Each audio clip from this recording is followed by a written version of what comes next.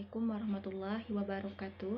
Kami dari kelompok 9 mata kuliah Manajemen Pendidikan akan membahas materi tentang manajemen keuangan sekolah. Di sini materi yang akan kami bahas ada 7 materi. Yang pertama definisi manajemen keuangan sekolah, kemudian yang kedua perencanaan keuangan sekolah, yang ketiga sumber keuangan sekolah, dan yang keempat penanggung jawab keuangan sekolah, serta yang kelima waktu penyaluran dana BOS, keenam proses pengelolaan keuangan sekolah, dan yang terakhir ada manajemen keuangan dalam lembaga pendidikan Islam. Pemateri yang pertama yaitu saya sendiri. Di sini saya akan menjelaskan tentang definisi manajemen keuangan sekolah serta perencanaan keuangan sekolah.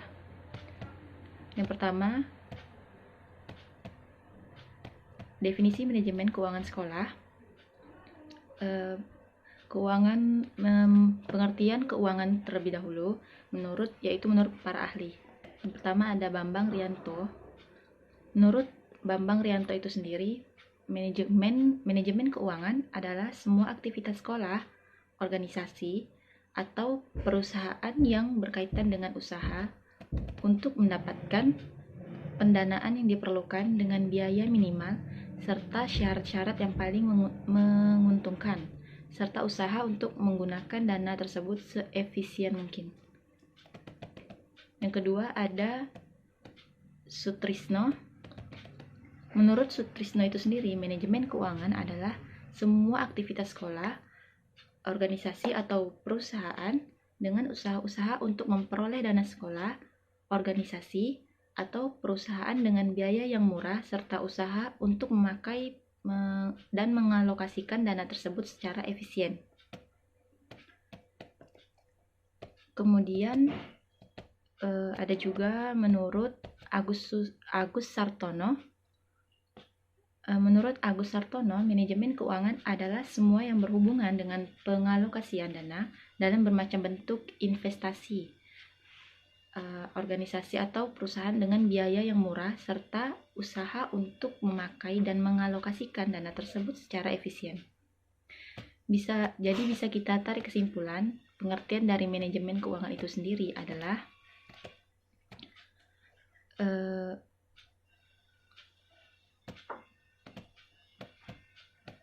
semua aktivitas atau kegiatan sekolah yang berkaitan dengan bagaimana cara mendapatkan, menggunakan, dan mengelola keuangan sekolah itu tersebut. Baiklah, materi yang kedua adalah perencanaan keuangan sekolah. Perencanaan keuangan sekolah sedikitnya mencangkup 2 kegiatan, yakni yang pertama penyusunan anggaran serta pengembangan rencana anggaran belajar sekolah atau RAPBS. Yang pertama, penyusunan anggaran keuangan sekolah. Penyusunan anggaran keuangan sekolah atau sering biasa disebut dengan anggaran belanja sekolah ABS biasanya dikembangkan dalam format-format. Yang pertama, sumber pendapatan, yaitu terdiri dari UYHD, DPP, OPF, dan lain sebagainya. Serta yang kedua, pengeluaran untuk kegiatan belajar mengajar, pengadaan dan pemeliharaan sarana dan prasarana, bahan-bahan dan alat pelajaran, honorarium, dan kesejahteraan sekolah. Kemudian, perencanaan keuangan sekolah itu sendiri pastinya memerlukan data yang akurat dan lengkap sehingga semua perencanaan kebutuhan untuk masa yang akan datang dapat diantisipasi dalam rancangan anggaran. Beberapa juga faktor yang turut mempengaruhi perencanaan keuangan sekolah yaitu pertumbuhan peserta didik, inflasi, pengembangan program, dan perbaikan serta peningkatan pendekatan belajar mengajar. Jadi, bisa kita tarik kesimpulan untuk poin yang pertama, yaitu perencanaan keuangan sekolah dapat dikembangkan secara efektif jika didukung oleh beberapa sumber yang esensial, seperti sumber daya manusia yang kompeten dan mempunyai wawasan luas tentang dinamika sosial masyarakat, tersedianya informasi yang akurat dan tempat waktu untuk menunjang pembuatan keputusan, menggunakan manajemen serta teknologi yang tepat dalam perencanaan dan tersedianya dana yang memadai untuk menunjang pelaksanaan. Masuk yang kedua, poin yang kedua, yaitu pengembangan rencana anggaran belanja sekolah atau RAPBS. Proses pengembangan RAPBS pada umumnya menempuh langkah-langkah pendekatan dengan prosedur sebagai berikut. Ada pada tingkat kelompok kerja, kemudian ada juga pada tingkat kerjasama dengan komite sekolah. Yang terakhir, sosialisasi dan legalitas. Setelah RAPBS dibicarakan dengan komite sekolah, selanjutnya pasti itu disosialisasikan kepada berbagai pihak. Pada tahap sosialisasi dan legalitas ini, kelompok kerja melakukan konsultasi dan laporan pada pihak pengawas, serta mengajukan usulan RAPBS kepada kantor inspeksi pendidikan untuk mendapatkan pertimbangan dan pengesahan. Baiklah, mungkin sekian materi dari saya. Materi yang selanjutnya akan dilanjutkan oleh Saudari Ana. Kepada Saudari Ana, saya persilakan. Assalamualaikum warahmatullahi wabarakatuh. Saya akan melanjutkan materi tentang manajemen keuangan sekolah. Di sini saya akan membahas dua materi. Yang pertama yaitu sumber keuangan sekolah, dan yang kedua yaitu penanggung jawab keuangan sekolah. Untuk poin yang pertama yaitu sumber keuangan sekolah, menurut Emuliasa terdapat 3 sumber yang dapat dijadikan untuk sumber keuangan sekolah. Yang pertama yaitu pemerintah, yang kedua ada orang tua peserta didik, dan yang ketiga ada masyarakat.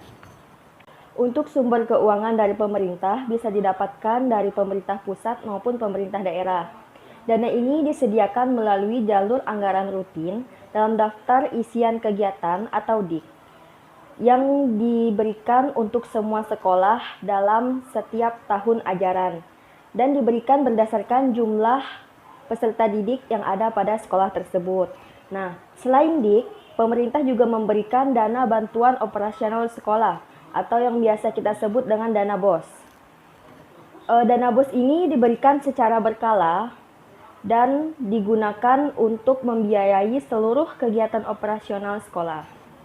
Sumber keuangan sekolah yang kedua yaitu bisa didapatkan dari orang tua peserta didik. Dana ini biasa kita sebut dengan iuran komite. Nah, iuran komite ini terdapat 3 jenis. Yang pertama itu ada dana tetap bulan. Dana tetap bulan ini adalah biaya yang harus peserta didik bayar pada setiap bulannya selama peserta didik berada di sekolah tersebut. Yang kedua, yaitu dana insidental. Dana insidental ini dibebankan kepada siswa baru yang dibayar 1 kali selama 3 tahun. Yang terakhir yaitu dana sukarela. Dana sukarela ini merupakan sumbangan sukarela yang diberikan oleh orang tua peserta didik kepada pihak sekolah dan tidak ditetapkan berapapun jumlahnya. Nah, untuk sumber keuangan yang ketiga, sumber keuangan ketiga ini berasal dari masyarakat. Dana ini bisa didapatkan dari perorangan, suatu organisasi, yayasan, badan usaha milik pemerintah ataupun milik swasta yang memiliki kepedulian dan ikut serta membantu kemajuan pendidikan. Selain 3 sumber di atas, kami juga menambahkan 1 sumber keuangan sekolah, yaitu kegiatan wirausaha sekolah. Kegiatan ini dapat dikelola oleh staf sekolah maupun para siswa.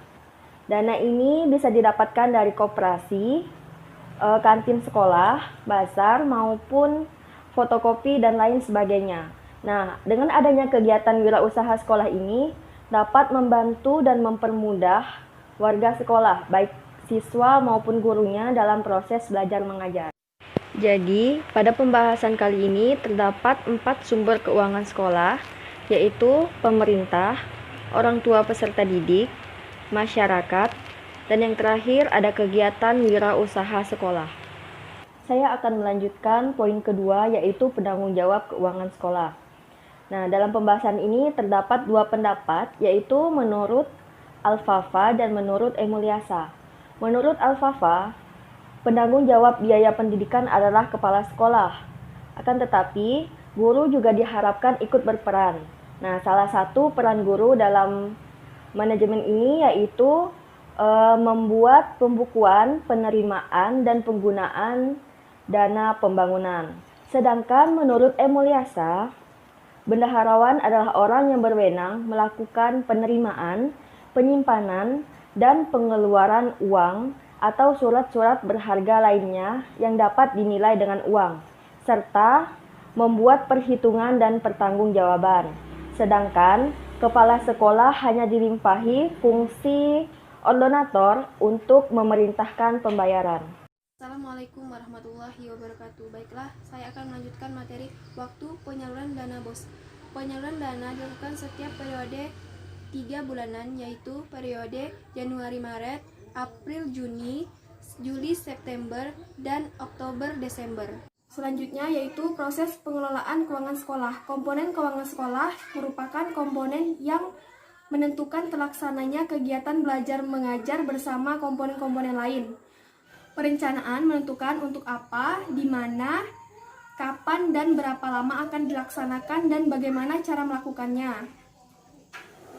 Perorganisasian menentukan bagaimana tata cara kerjanya, pelaksanaan, menentukan siapa yang terlibat, apa yang dikerjakan, dan masing-masing bertanggung jawab dalam hal apa. Pengawasan dan pemeriksaan mengatur kriterianya, bagaimana cara melakukannya, dan akan dilakukan oleh siapa.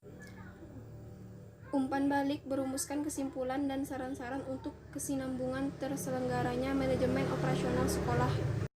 Pemasukan dan pengeluaran tenaga lembaga pendidikan atau sekolah diatur dalam rancangan anggaran pendapatan dan belajar sekolah atau yang disingkat dengan RAPBS. Hal yang berhubungan dengan RAPBS adalah sebagai berikut: 1. Penerimaan, 2. Penggunaan, 3. Pertanggungjawaban. Dalam pelaporan dan pertanggungjawaban kepala sekolah wajib menyampaikan laporan di bidang keuangan, terutama mengenai pengeluaran keuangan sekolah. Evaluasi dilakukan setiap 1 semester. Pelaporan dan pertanggungjawaban keuangan lembaga pendidikan atau sekolah harus dilaporkan secara rutin sesuai dengan peraturan yang berlaku. Pelaporan dan pertanggungjawaban anggaran yang berasal dari orang tua peserta didik dan masyarakat dilakukan secara rinci dan transparan sesuai dengan sumber dananya. Pelaporan dan pertanggungjawaban anggaran yang berasal dari sekolah swasta dilakukan secara rinci dan transparan kepada Dewan Guru dan staf sekolah. Materi selanjutnya atau yang terakhir yaitu manajemen keuangan lembaga pendidikan Islam.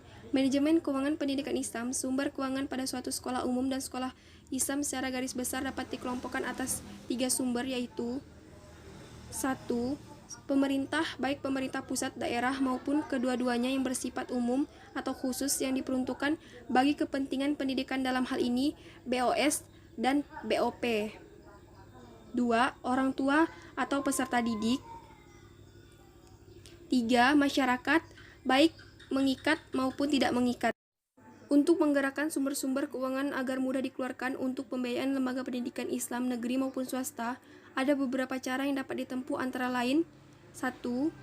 Mengajukan proposal bantuan finansial ke Kementerian Agama maupun Kementerian Pendidikan Nasional.